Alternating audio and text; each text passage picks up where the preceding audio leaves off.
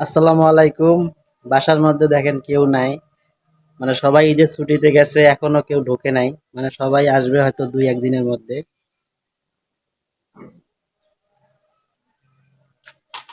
সারাদিন বাসায় বসে থাকতে থাকতে মানে এতটা খারাপ লাগতেছে, এই জন্য বের হলাম যে বিকেল বেলা একটু ঘুরে আসি।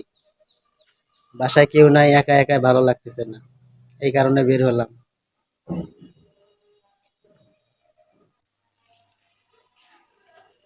এই যে দেখেন সবগুলাতে তালা মারা,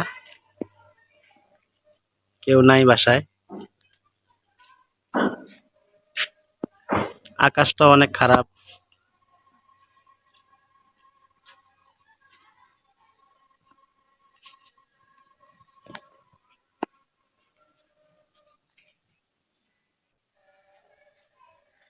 তো বেড়ার জন্য বের হইলাম, এখন একটু বেড়াবো।